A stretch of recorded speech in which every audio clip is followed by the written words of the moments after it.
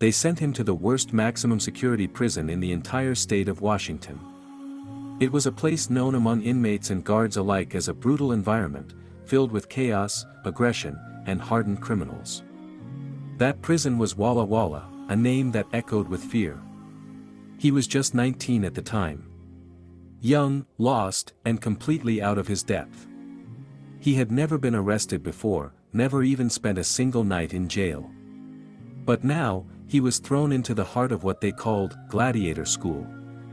Inside, he was surrounded by outlaws, predators, and people who had long lost their humanity. And in time, he felt himself slowly becoming one of them. There was no structure, no purpose, nothing to hold on to, until something unexpected happened. He noticed a man who seemed to always be watching him. The man looked white, had a long mustache, and carried himself with a quiet but confident presence. Day after day, he saw the same man, always seated with a group of African American inmates. It was confusing. In a place where racial lines were drawn thick, the sight of a white man sitting with black prisoners stood out. He thought maybe this guy had a problem with him. Maybe trouble was brewing. And then, one afternoon, it happened. He was walking the prison yard alone, a dangerous thing to do, and saw the man rise from the table, flanked by 5 muscle-bound men. They all walked directly toward him. Tension filled the air. Every step they took sent warnings through his body. This was it, he thought. This is how it goes down. When they were just 10 yards away, he turned and squared up, preparing for the fight. But the man lifted a hand and said, "Whoa, whoa, whoa. Assalamu alaikum." The words hung in the air. He didn't understand. "What?" he asked. The man realized the misunderstanding. With calm and sincerity, he said, "Look, man, I'd just like to talk to you for a minute. My bad, that looked wrong. We approached you the wrong way. That's on us. We apologize." That moment shattered the expectation of violence. It opened the door to something deeper. They walked the track together, just the two of them. The man introduced himself as Omar, a Muslim from Turkey. He asked what he knew about Islam. At that time, he didn't even recognize the word. "Islam?" he asked. "How do you say that in English?" Omar smiled. "Islam is a religion," he replied. That was the first time he heard the word in his life. They continued to talk, and Omar patiently explained what Islam meant, what Muslims believed in, and what it meant to submit to God. Days passed. Then weeks. And every conversation with Omar drew him further from his old life and closer to a truth he had never considered. One day, Omar brought him something wrapped in a towel. "Look," he said, seriously, "this book is sacred. Don't put it on the ground.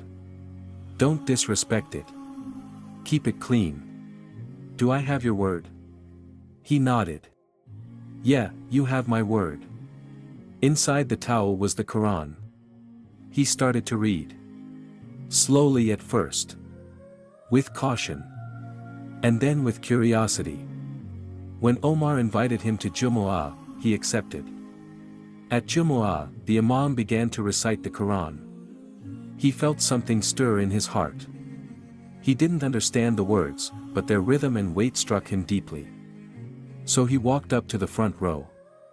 There, among prisoners, most of them large, hardened, dangerous-looking men, he saw something that changed his life. When they stood before their Creator, they were no longer beasts. They were humble. They bowed. They submitted. And when they went into sujud, placing their foreheads on the ground in complete submission, it hit him. That was the moment. That was the crack in his soul that let the light in. That's it, he thought. That's the truth I've been searching for. He turned to Omar and said, "I'm becoming a Muslim today." This is how Brother Ali, once known only by his inmate number, found Islam in the most unexpected of places. Now, at 51 years old, living in Oklahoma City, he reflects on that path with clarity and gratitude. Born and raised in Southern California, he spent the first 19 years of his life as an evangelical Christian. He believed in Christianity, believed Jesus was God and the Son of God, because that's what he had been taught since childhood. But something never quite sat right. 32 years ago, in 1991, he accepted Islam and never looked back. Today, he's a truck driver. But beyond the road, his life is dedicated to Dawah. He runs a TikTok channel called Maliki Clique, where over 372,000 people follow his words, his lessons, his journey. The core of his message is simple: come back. No matter how far you've strayed from Islam, no matter how broken you think you are, there's always a way back. Even if you're not praying, even if your life isn't aligned with Islam, return, he says. Allah is merciful. His journey to that mercy began long before prison. He was raised in a split household after his parents divorced when he was just a year old. He mostly lived with his mother, where religion was barely present. They went to church maybe twice a year, on Christmas or Easter, or only when life turned sour. During one summer with his father, something shifted. His dad told him, "I've given my life to Christ." It was a phrase he had never heard before. What does that even mean, he wondered. His father talked about salvation, about the blood of Jesus. At just 7 years old, none of it made sense. That Sunday, they went to church. Before he could even step fully inside, the screaming, the crying, the chaotic music overwhelmed him. It frightened him. He turned and ran. His father chased after him, trying to explain. But the fear was already rooted. Even though he always believed in God, something about those experiences planted seeds of doubt. Years later, he began reading the Bible seriously. One verse stopped him cold: no man can see God and live. But then he read another verse where Jacob not only sees God but wrestles with him. How could that be? If seeing God meant certain death, how was Jacob alive after wrestling him? As a 14-year-old, he raised his hand during Bible study and asked the pastor. The man looked at the verses and admitted, "I didn't even know that was in the Bible." That answer shook him. If the pastor, the expert, didn't know, then what did it all mean? That was the beginning of the cracks. From there, he drifted away from Christianity. Not from God, but from what he had been taught about God. He floated through life believing in something greater, but no longer in Jesus as divine. No religion seemed to make sense. It was like walking in a fog without direction. He fell into the wrong crowd, people who were lost like him. At 19, one night changed everything. A so-called friend suggested they rob a place. "Grab your pistols," the friend said. He didn't even need the money, he had a job, a bank account, a stable life. But there was a gaping hole in his soul. And in that emptiness, he made a decision that would alter the course of his life forever. They did the robbery. 24 hours later, they were arrested. He had never been in trouble before, never imagined he'd be facing time. He didn't carry a weapon, didn't threaten anyone, he just moved the stolen items to the car. But that didn't matter. His lawyer told him, "You're looking at 8 to 10 years. And so he was sent to Walla Walla. There, he became part of a system that chewed up young men and spit them out even more broken than before. Inside prison, the white Aryan Brotherhood claimed him based on his skin. They didn't ask about his beliefs, his past, or his heart, just whether he was full white. They took his blankets, towels, and led him down the tier like a prize, announcing, "He's with us." Months passed in that world. He was offered a Bible. He refused. Asked if he wanted to go to church. He said no. Something inside was searching, but not for what he had already known. He explored other religions, Judaism, Hinduism, but nothing resonated. Then, on that yard, a stranger saw something in him. That encounter with Omar, and later with the Quran, lit a path he never expected to walk. Watching strong men bow in humility, hearing the words of the Quran echo through the prison mosque, it brought him to tears. That was the beginning of his true freedom. I said, "Sure, Omar, what's the book?" And he uncovered it. It was a blue Quran with gold writing. He said, "This is a gift from me to you. This is now your Quran." I wrapped it up and said, "Well, thank you, Omar. Thank you so much." I went back to my cell and opened the book. The first thing I did was flip to the index and look for names: Moses, Jesus, Abraham, Isaac, Joseph, Jacob, all of them. My first thought was, oh God, it's just like the Bible. And if it's just like the Bible, it's not true. It's going to have contradictions. It's the same people, the same stories. Oh man, what Omar was saying was good, but now I don't know. So I opened the Quran and read the first chapter that caught my eye, Al-Rahman. I read it, and the language, the delivery of the Quran, it was so unique to me. I thought, the way this book is worded is amazing. So I kept reading. I read the Quran again and again. By the third day, I was completely immersed.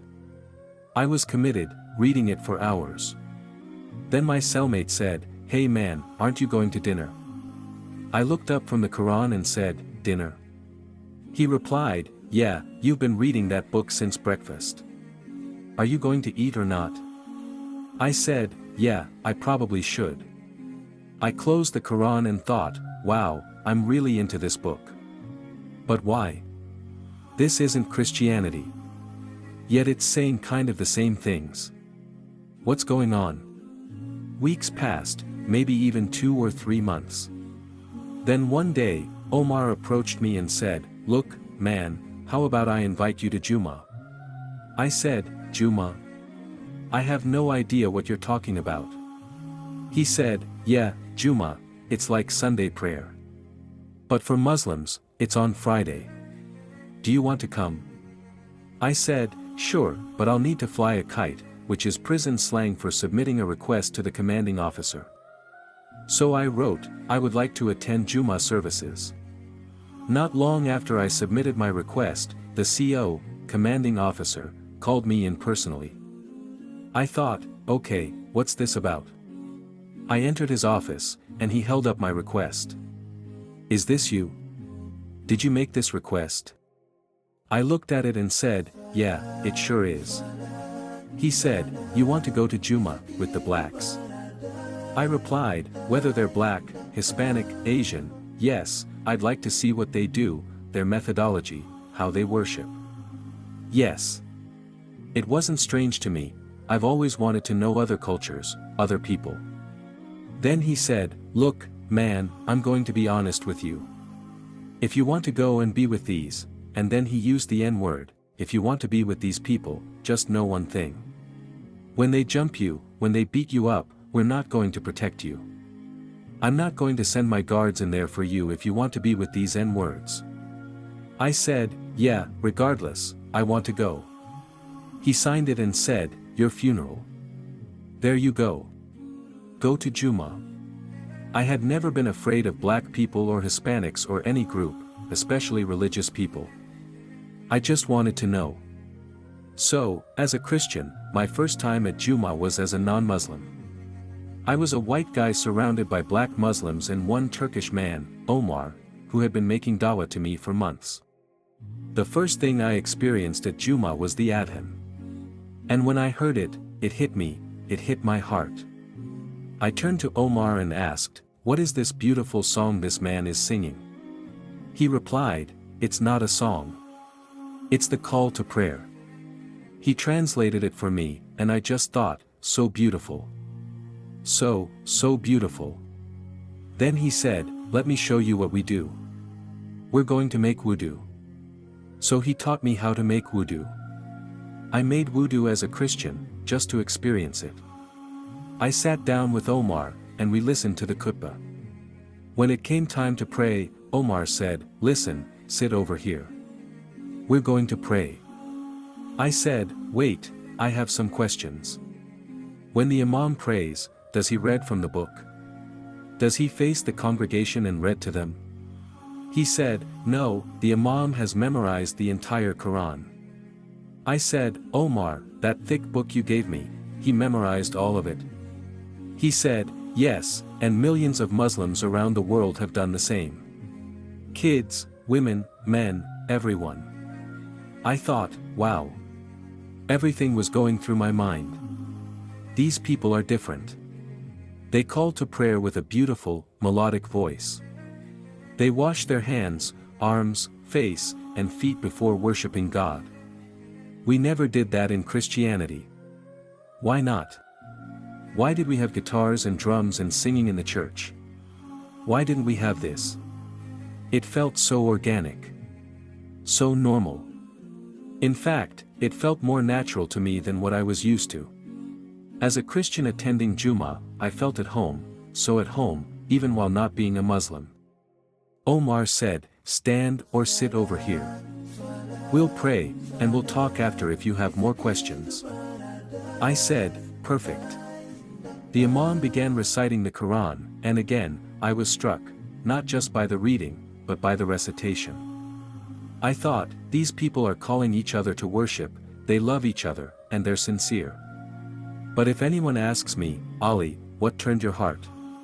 When did it happen? How? I can tell you easily. With all that I mentioned, the adhan, wudu, Quran recitation, what truly switched my heart was this moment. I stood up from my place. I probably shouldn't have, Omar told me to stay, but I wanted to experience everything. I went to the front row and looked down the line of men praying. I wanted to see, is it real? How do these people look when they worship? I saw muscle-bound men, huge men, but in front of their Creator, they became humble. Their eyes were lowered, their posture was in complete humility. And I stood there, watching, thinking, whoa. But again, if you want to know the exact moment when Allah opened my heart, it was when they made sujud. When they prostrated, placing their faces on the ground, that was it. That was the moment I realized, these people are not normal. I had never in my life seen real worship of God, until that moment. They had done everything, the adhan, wudu, Quran recitation, and now full submission. That was it. I turned to Omar and said, I have to become a Muslim today. I don't know if there are any other white Muslims on the planet, but today you're going to make an exception. I'm not leaving here unless you teach me how to be a Muslim. I didn't know there were white Muslims. All I had seen were black brothers and one Turkish man. I knew nothing about Islam. Omar put his head down and began to cry. He said, Subhanallah. Subhanallah. Of course you can become a Muslim. And so, on that day, Jummah, 1991, I said my Shahida. I became a Muslim. So how did I feel when I said my Shahida? Can I describe that moment? It was surreal. It wasn't just a brotherhood, it was like I was with God for the first time in my life. Really with God. In His presence. Finally part of something real, truly worshipping the Creator. In that moment, I knew, this is why I was born. This is the purpose of my life, to be a Muslim. Telling my parents wasn't easy. I called my father, like I always did from prison, and I told him, Dad, I've become a Muslim. My father, a devout and strict Christian, said, You did what? I replied, I've become Muslim. He said, You worship the moon god. I said, No, I don't worship a moon god. I worship one God, the God of Jesus, Moses, and Abraham. He said, No, you don't. Then he began cursing. He gave me an ultimatum. He said, Look, your six-figure income, your inheritance, that's gone. Everything you were going to get after me? Gone. My family is in the petroleum industry, we're very well off. He said, You're going to be disowned. After today, if you insist on this Islam stuff, you're dead to me. I'll go to my lawyer tomorrow and change the will. You'll have nothing. No inheritance. No income. You'll be dead to your brothers and sister. Choose your next words carefully. Will you leave Islam, or will you stay in this fake religion? And I said, before I answer, I don't care about this life, I told them. If it's a matter of my salvation, then keep the money. Give it to my brothers. Give it to my sister. Give it to charity. I don't want it. I just want to be Muslim, and stay Muslim. That's how firm I was. And here I am, over 32 years later, still a Muslim. Alhamdulillah. A couple of weeks after I said that, a letter came in the mail. My father had followed through, he went to his lawyer and cut me out of the will. I had been set to inherit $600,000, and this was back in the early 1990s. That was a lot of money. But honestly, I wouldn't have traded my faith for even $600 million. Because at the end of it all, you and I, we're going to the grave. We're going to stand before Allah, SWT, Al-Qahar, the irresistible, and be questioned about what we did with our lives. My mother, she didn't understand, but she stood by me. While the rest of my family completely cut me off for 15 years, she remained in contact. She was the only one who didn't abandon me. I even lived with her briefly after I got out of prison.